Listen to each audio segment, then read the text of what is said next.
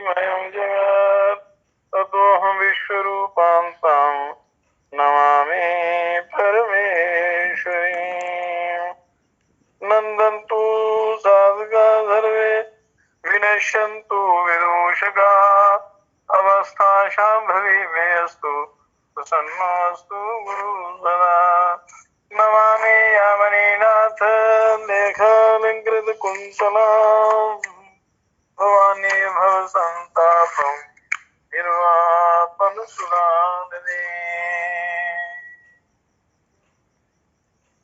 ॐ कुलाना शुभदा शान्ता सर्वदा कुलवर्धना आयुर्बलं यशो देहि कुलदेव नमोस्तुते। कुलदेव नमोस्तुते। कुलदेव नमोस्तुते।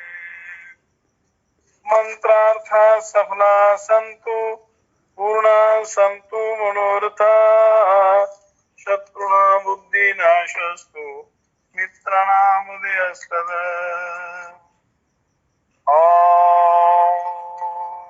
ब्रह्मं वेदान्तं विदो वदन्ति कर्मं प्रधानपुरुषस्तथान्ये विश्वोद्गते कालमीश्वरं वा तस्मै सर्वविघ्नविनाशनाय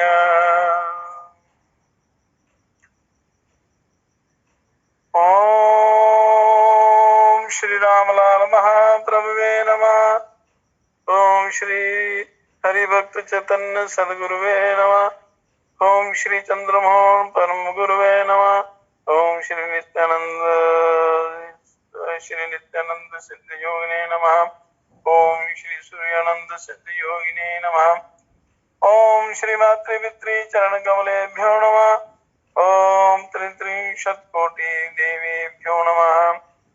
ओम पूर्णमदः पूर्णमिदं पूर्णात् पूर्णमुदच्यते पूर्णस्य पूर्णमादाय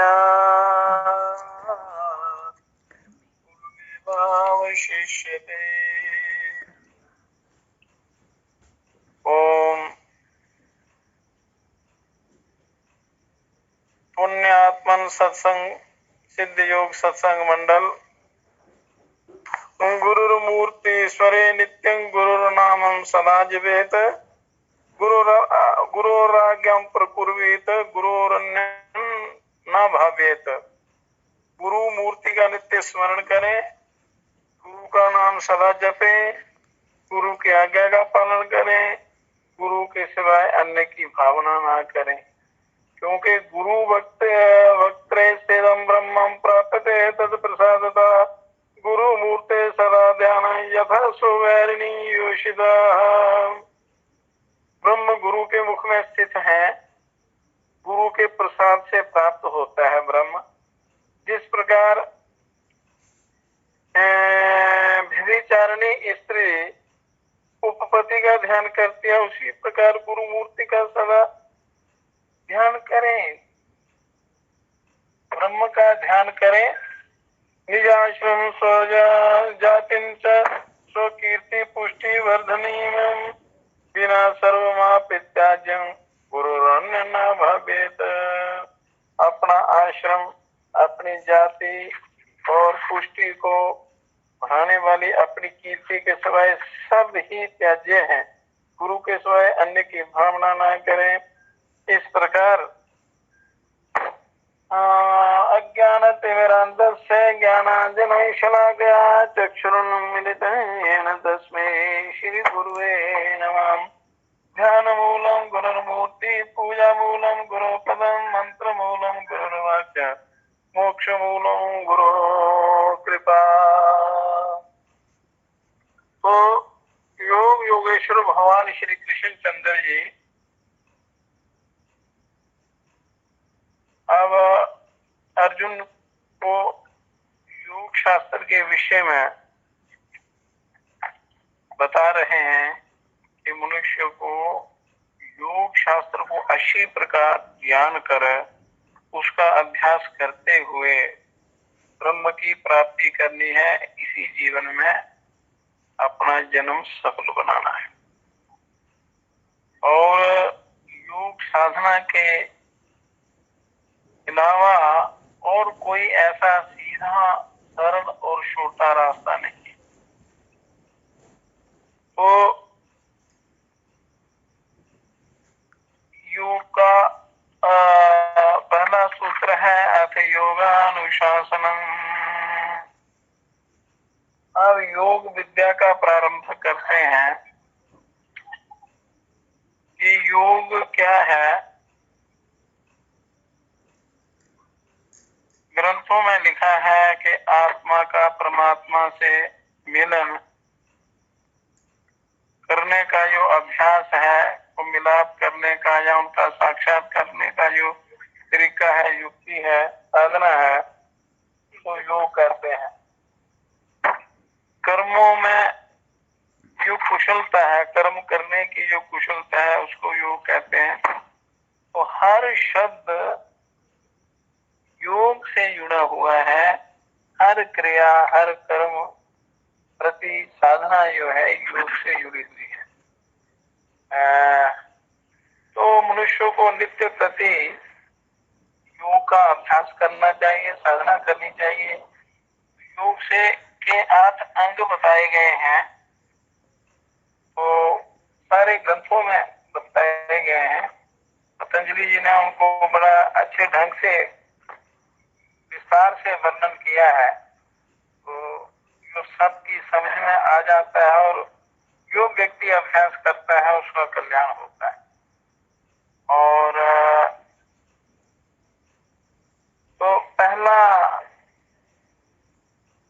जो सूत्र है यम नियम है। बार बार ग्रंथों में यम नियमों का वर्णन किया हुआ है।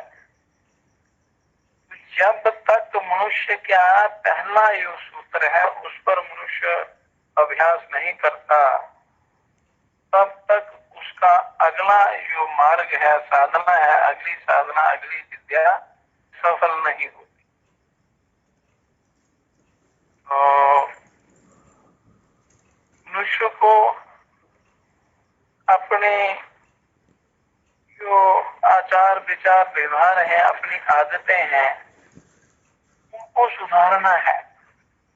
पहला योग क्या है कि आपके अंदर, आपके आप में जो बुरी आदतें हैं, उन आदतों में सुधार लाना है।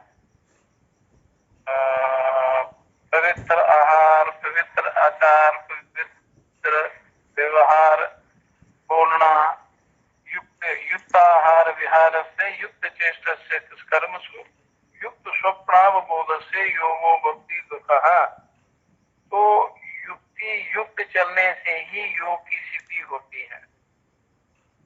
तो योग के जो अधिकारी कौन है? योग पहले मनुष्य को योग की प्राप्ति का अधिकारी बनना चाहिए। तो अधिकारी वही होता है जिसका खान पान पवित्र है, जिसका मन वाणी कर्म पवित्र है और शास्त्रानुकूल है, तो योग का अधिकारी हो सकता है, वही योग विद्या प्राप्त कर सकता है। तो आहार पवित्र करना चाहिए, सात्विक, पौष्टिक और मिताहार, ये योग में बहुत आवश्यक है। क्योंकि मांस खाने वाला या नशा करने वाला या अशुद्ध आहार और बेकार व्यवहार करने वाला योग का अधिकारी नहीं हो सकता। तो इसलिए पहले मनुष्य को अपना खान पान सुधारना चाहिए और किस प्रकार का भोजन करना है। तो योग योगेश्वर भगवान श्री कृष्ण जी ने गीता में बड़े अच्छे ढंग से वर्णन किया है। तो हर बात का उन्होंने बड़े विस्तार से वर्णन किया है, बड़ी युक्ति से वर्णन किया है। जो मनुष्य उनको जान लेता है तो उसका जीवन सफल हो जाता है।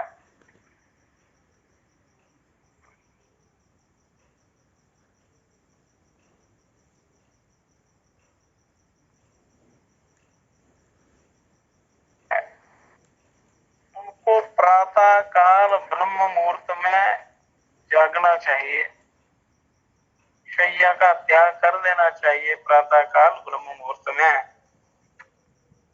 तो ब्रह्म मुहूर्त प्रारंभ होता है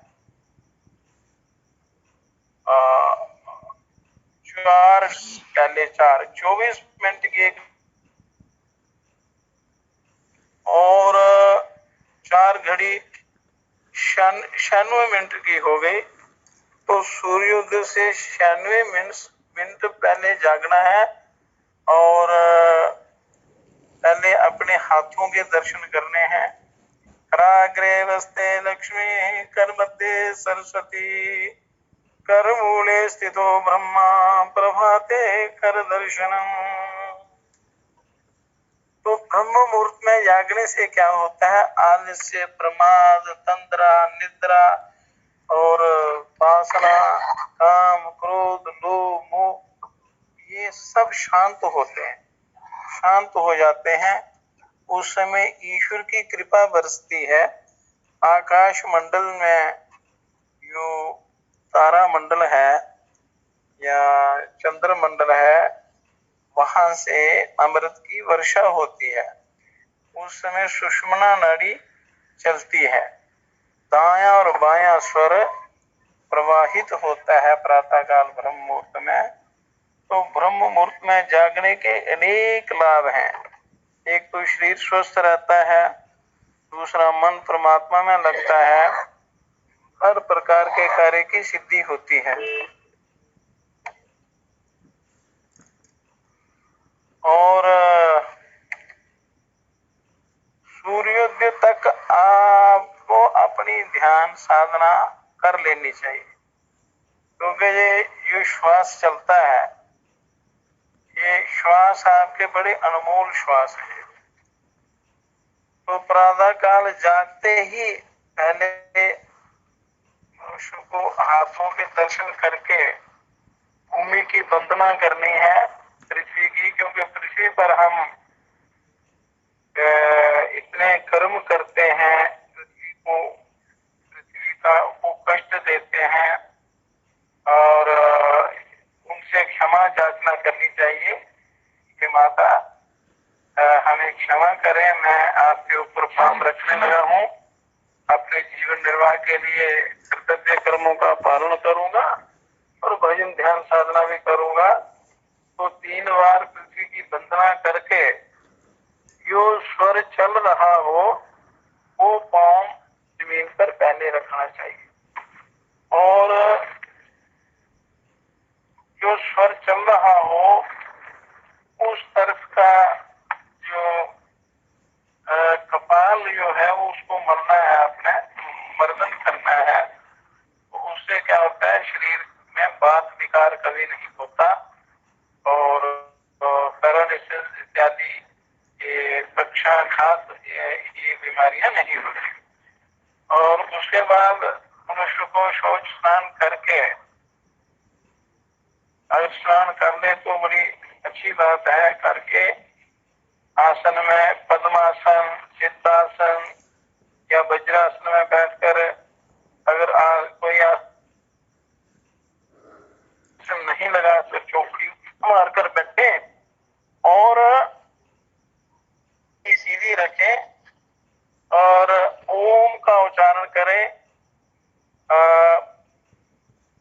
दोनों नासिकाओं से वायु भर कर अपने पेट में तो ओम का नाद, ओम का उच्चारण करें, धीरे धीरे धीमे धीमे अनहद की। जैसे एक शास्त्रों में उपनिषदों में एक भजन है कि ओम के नाद से क्या होता है? प्रातःकाल ब्रह्म मुहूर्त में यदि आप ओम का उच्चारण करेंगे तो उससे क्या होता है कि मूलाधार से ओम का नाद कुंडलिनी शक्ति को जागृत करके शरीर को प्रकाशित करता हुआ, सारे चक्रों का भेदन करता हुआ ब्रह्मरंध्र की ओर चलता है। तो उस समय जीवात्मा को परमानंद की अनुभूति होती है। तो कहते हैं ना, अनहद की धुन प्यारी साधो, अनहद की धुन प्यारी रे, ओम की धुन प्यारी साधो, ओम की धुन प्यारी रे। आसन पद्म बांध कर कर से मूंद कान की बारी रे, मूंद कान की बारी रे। जिन धुन में सुरत लगाओ होत नाद जनकारी रे, होत नाद जनकारी रे। ओम की धुन प्यारी साधो, ओम की धुन प्यारी रे, ओम की धुन प्यारी साधो, ओम की धुन प्यारी रे।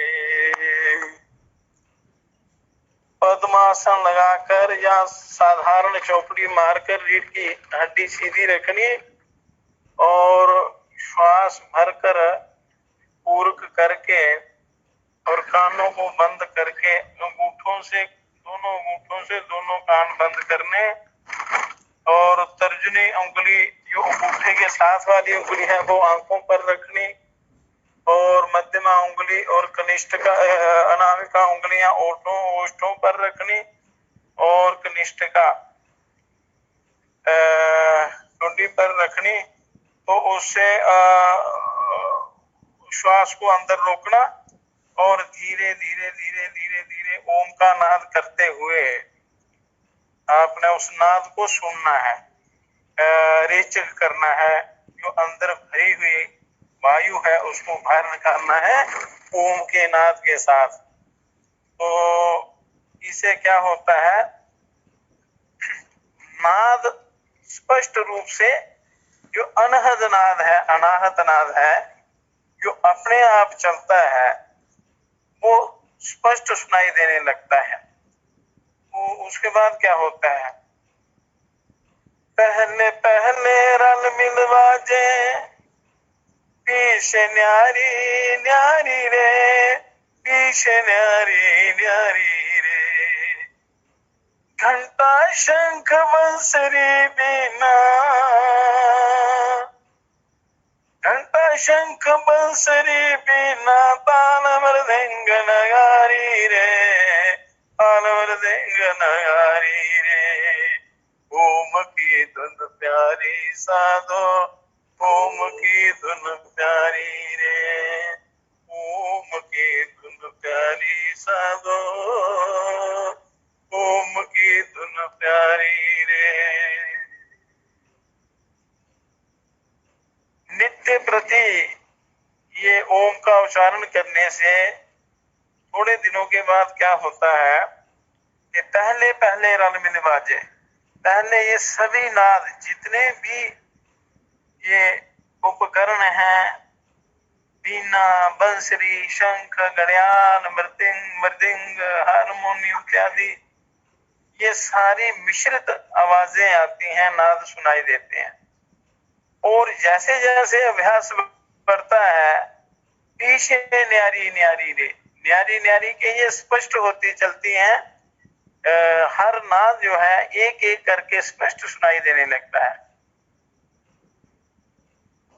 तो पहले पहले रल मिल बाजे पीछे न्यारी न्यारी रे, घंटा शंख बंसरी बीना, घंटे की आवाज, शंख की आवाज, बंसरी की आवाज, बीना, ताल, मृदंग, गारी, इस प्रकार ये अलग अलग नाद जो है स्पष्ट सुनाई देते हैं। तो जब ये नाद स्पष्ट होने लगते हैं तो जीवात्मा को बड़े आनंद की अनुभूति होती है।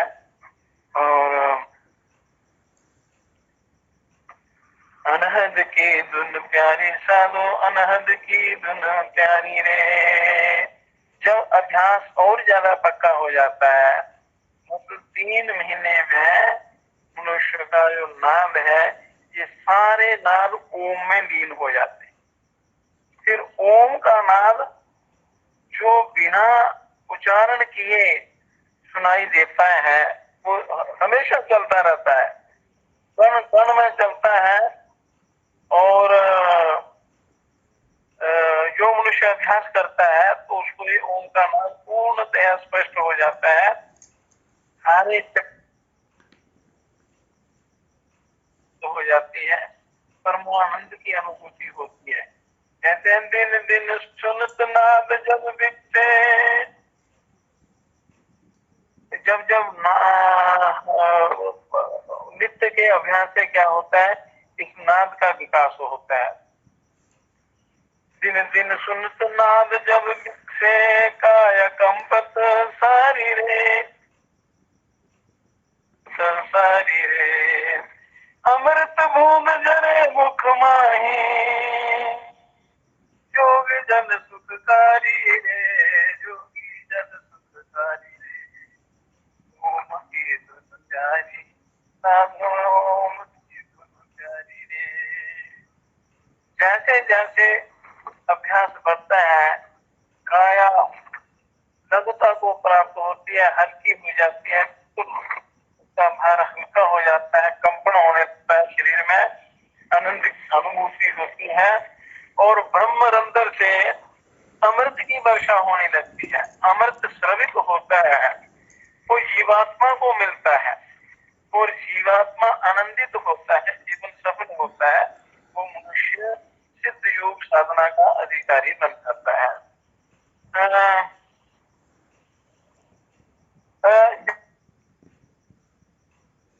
क्या होता है, तन के सुध सब भूल जाते हैं, तन की सुध सब भूल जाते हैं, घट में हुए उजारी रे, घट में हुए उजारी रे।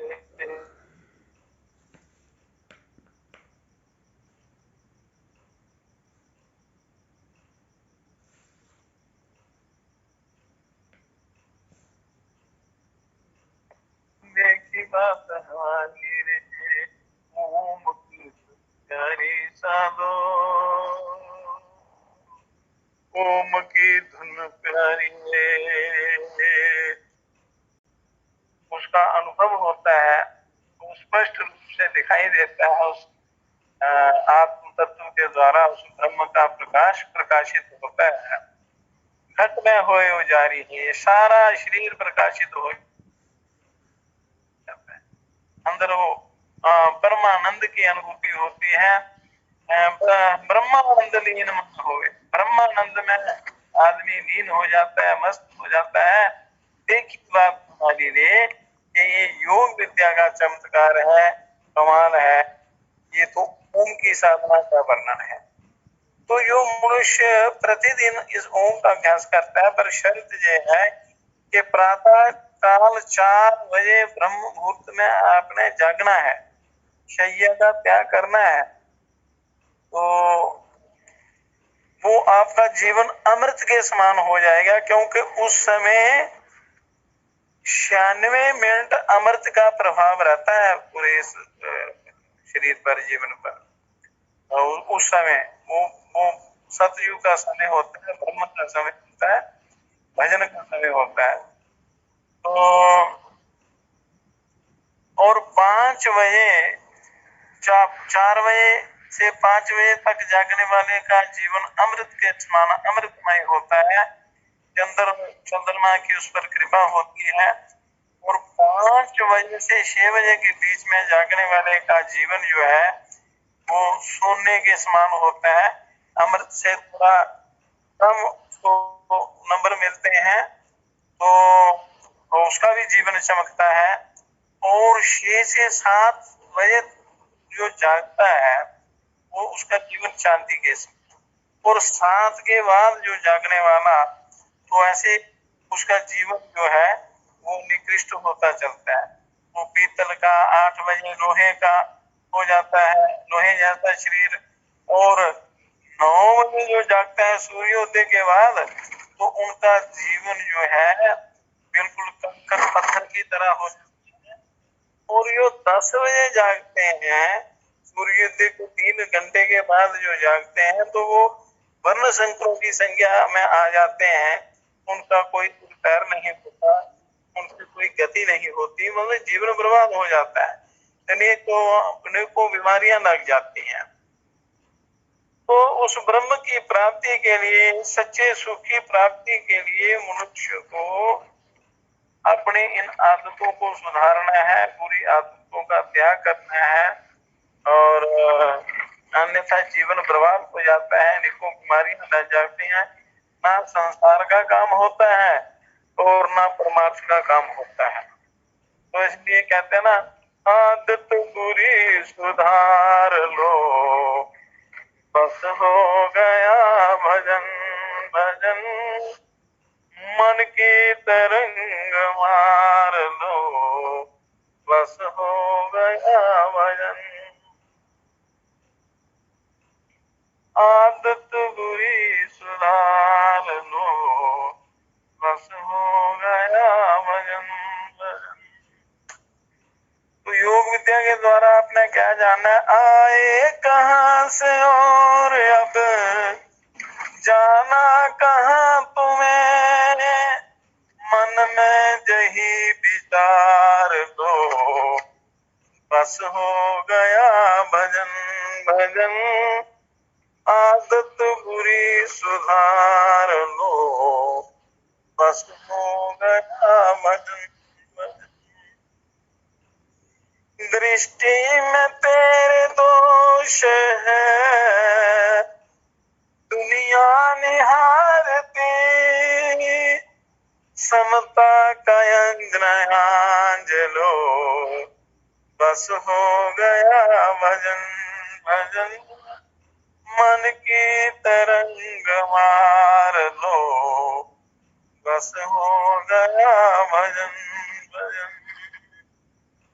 नेकी सभी के साथ में जितनी बने करो, मत सिर बदी का भार लो, बस हो गया भजन भजन। आदत बुरी सुधार लो, बस हो गया भजन भजन। कटुता मनो से त्याग दो, मीठे वचन कहो, वाणी का स्वर सुधार लो, बस हो गया भजन भजन। मन की तरंग मार लो, बस हो गया भजन भजन। अच्छे बुरे जो भी तुम्हें कर्मों के फल दिए, हंस कर सभी गुजार लो, बस हो गया भजन भजन। मन की तरंग मार लो, बस हो गया भजन भजन। तो अपनी आदतों को सुधारना है। कहते हैं तनु पवित्र सेवा किए, सेवा योग जो है उससे शरीर की शुद्धि होती है। सेवा करने से शरीर के समस्त रोगों का शमन होता है। और धन पवित्र कर दान, और धन शुद्ध होता है, पवित्र होता है दान करने से। जो आप सत्य की कमाई करते हैं उससे जो दान करते हैं वो सफल होता है, और वो दान जो है कई गुना होकर वापस परमात्मा देते हैं। और कमाई भी सत्य की होनी चाहिए, और के साथ यथाशक्ति अपनी सामर्थ्य के अनुसार उसका दान भी करना है, ताकि सृष्टि का अन्य आप कर चलता रहे, बरकत घर में रहे। तो दान करने से होती है। और कमाई सत्य की होनी चाहिए, क्योंकि पाप की कमाई जो है वो पाप की तरफ ले जाती है और नरकों में ले जाती है, सुख शांति नहीं है। तो नाशवान वस्तुओं की प्राप्ति के लिए पाप कर्म नहीं करने चाहिए, क्योंकि पाप करने से मनुष्य और नए कर्म बना लेता है, तो जन्म मरण का चक्कर खत्म नहीं होता। तो और दूसरी योनियों में जाना पड़ता है, यहाँ आदमी भजन नहीं कर सकता। 84 लाख योनियों में मनुष्य योनि सर्वश्रेष्ठ है। तो ये प्राप्त करके भी मनुष्य अच्छे कर्म नहीं करे तो फिर बहुत बड़ा दुर्भाग्य है। फिर खरबों वर्ष आपको दोबारा नरकों में जाना पड़ेगा, योनियों में घूमना पड़ेगा, फिर कहीं कल्याण का मौका मिलेगा। तो इसलिए धन पवित्र कर दान, मन पवित्र हरि भजन कर। मन की पवित्रता प्रभु के भजन से होती है, उनका चिंतन करने से होती है, अच्छे कर्म करने से होती है, योग ध्यान साधना के द्वारा ईश्वर का चिंतन करने से मन की पवित्रता होती है। तो तीनों प्रकार की शुद्धि तीनों प्रकार के कर्म करने से होती है। तो इसलिए मनुष्य को चाहिए तो इतने अनमोल समय को व्यर्थ के कामों में, पापाचार में न बिताए, शास्त्रानुसार चलते हुए, शास्त्रानुकूल चलते हुए उस सच्चे सुख की प्राप्ति करने की इच्छा करे, उसकी प्राप्ति करे। तो सच्चा सुख केवल मनुष्य ही प्राप्त कर सकता है, क्योंकि यही कर्म करने का अधिकारी है। कर्म करने का मौका उसी को मिला, स्वतंत्र है, फल भोगने में स्वतंत्र है। इसलिए कर्म ऐसे करो जो परमात्मा के सामने सम्मुख हम जा सकें और अपना कल्याण कर सकें। तो इसलिए ये इतना जीवन, पवित्र जीवन जो अरबों खरबों के भी बदले नहीं मिलता, एक सांस भी नहीं मिलेगा, तो इन सांसों का, अनमोल रत्नों का अपने कल्याण में उपयोग करना चाहिए। अपने सामर्थ्य का, अपने पद का, अपने धन का, अपने शरीर का अच्छा इस्तेमाल, सही इस्तेमाल करना है, गलत इस्तेमाल। अहिंसा का पालन करना है कि मन वाणी कर्म से किसी को दुख नहीं देना है, तभी योग सिद्धि होगी आपकी। अगर मन वाणी कर्म में किसी के प्रति पाप रहेगा तो साधना ध्यान कैसे होगा? नहीं होगा, परमात्मा नहीं मिलेंगे। और सत्य मतलब सच बोलना, सच, यो किसी का बुरा ना करे, तब बोलना और सत्य बोलना, कभी गाली गलौज नहीं करना, किसी को बुरे शब्द नहीं कहना, तो उससे ये पुण्य समाप्त होते हैं बुरा बोलने से। तो ये भी साधना है, योग है। सत्य व्रत, सत्यनारायण का जो व्रत करते हैं आप, केवल भूखे रहने को व्रत नहीं कहते हैं, उसमें जो आपके कर्तव्य कर्म है, करने योग्य जो कर्म है, जो विचार है, वो पवित्र रख रहे हैं, सत्य का आचरण करना है, तो उससे सत्य से आए इस सृष्टि के समस्त भोग पदार्थ की प्राप्ति होती है और मनुष्य ब्रह्म की प्राप्ति कर लेता है, ब्रह्म की ईश्वर की प्राप्ति करता है, कर लेता है। सत्य से ही पृथ्वी पकती है, सत्य से सूर्य अपना काम करते हैं और सत्य से पूरी सृष्टि की मर्यादा चलती है। अहिंसा, सत्य, अस्तेय, चोरी नहीं करना, बेईमानी नहीं करना, विशाल कपट, ठगी नहीं करना, किसी प्रकार का बुरा कर्म नहीं करना, बुरे तरीके से धन नहीं कमाना, तो उससे शांति नहीं रहती।